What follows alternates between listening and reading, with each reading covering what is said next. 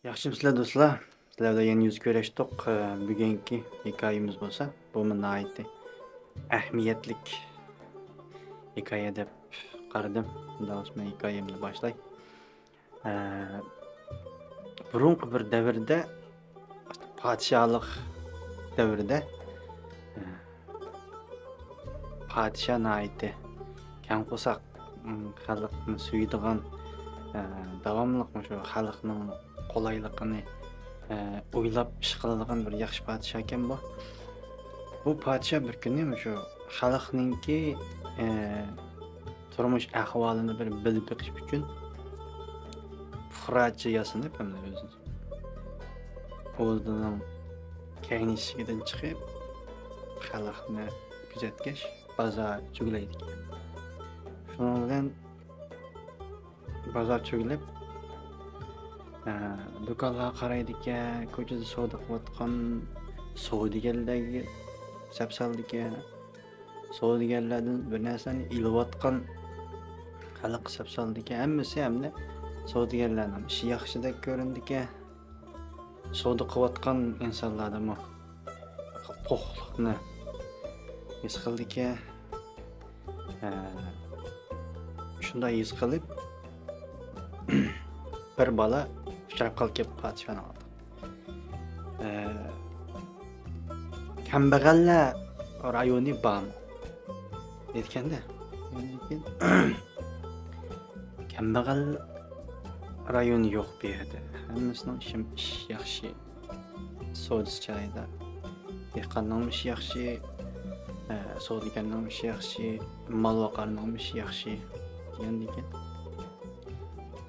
demak kambag'al yo'q degandan bola kambag'al yo'q, lekin bir inson bor. Bu inson kambag'al yashab kelgan inson.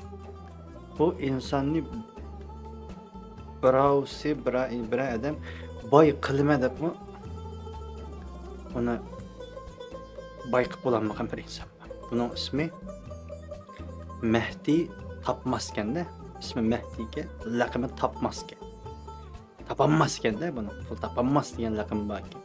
Mehdi Tapmas deb birisi bor. Uning amali yo'q. Deganki podshoh hayron bo'ldi. Hayron bo'lib, u qayerda turdi degandan u shu shaharningki chetidaroq bir yerda bir choyxona ochdi ekan. Qanday choyxona desam, bunda bir daraxtning soyasiga 4 tal, 5-6 tal o'rindiqni qo'yib, o'ltirib damagan insonlarga bir tal choyni damlab oldi qo'yib, bir tanga pul oldi ekanda, shuning bilan jinnima qildi.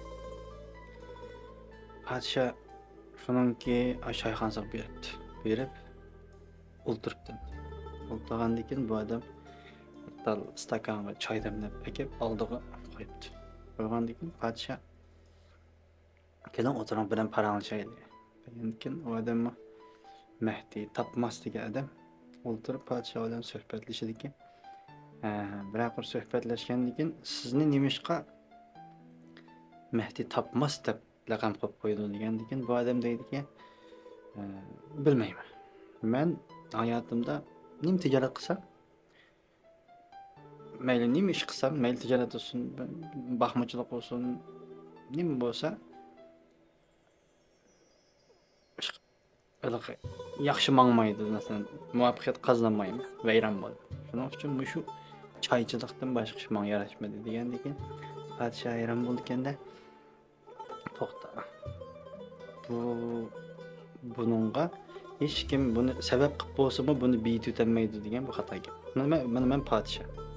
Xohlsam buni biyutaman deb o'ylaydi ekan, ham yurkidi shuni fikirdi ekan. Suhbat tugagandan keyin qaytib ketdi ekan o'rdaga. Qaytib aytsa, o'nqul vazirni chaqirib podshoh deydi-ki, shaharning ma'lum bir yeridagi bir daraxtning ostida choyxona ochilgan Mehdi Tapmas deb bir odam bor. Shu odamga 30 kun kunda bir tovoq, ya'ni bir ligandim taxsidim bir taxsa tatliq turimda. Bunda Bolkadek tatlı durum. Apırsızlar. Künde apırsızlar. Her birisi de her bir apağlanlarda 30 tal tatlı bolka bo'lishi kerak. Her bir tatlı bolkaning ichida bir taldan oltin tanga bo'lishi kerak. Bu oltin tanga degan o zamonlarda bir oltin tanga jiq pulda u. Hem shuni 30 kun davomlashtirishlar. Her kun apırsızlar. Bir taxsa, bir taxsada 30 tal tatlı bolka ichida her bir bolkaning ichida bir tal oltin tanga. Demak, her kuni 30 tanga oltin berisizlar degan gapda bu. Bevosita apirib bergandan bolkaning orasiga tiqib apirib berisizlar degan gapda. Shu orqali boy qilishni o'ylabdi-da, podsho. Ertasi vazir tunji taxsini 30 tal bolkaning ichiga 30 tal oltin tangani selib bu Mehdi tapmasninki qo'lga topshirdi. Tunigan sen bilan paranglashgan odam u podsho bo'ladi. Sening bu holingni ko'rib, bu turmushingni ko'rib, haqiqatan sana mehr shafqat yetkazgisi kelibdi. Mana bu podshoning ko'ngli. 30 tal tatlı durum. Çay ye deb berdik. Degan kim bu odam xush bo'lib, uni qo'yib qo'ydiki, o'zini shil qildiki, kasharak yema debdi. Bundan kechda choyxonasini yig'ishtirib, qaytadigan vaqtida mushni yeymi yo biroz istedib deyman ekan. Sitevas o'rdadan chiqqan tatlıqtirim deb sassab, cho'qim yaxshi pulga erishima deb shu malisidagi bir ma'lum bir boyning eshigini oldiga bordik bu berib. Podshoning o'rdasidan chiqqan bir taxs tatlıqtirimni olib sen. Olaman dedi. Podshoning o'rdadan chiqqan bo'lsa olaman.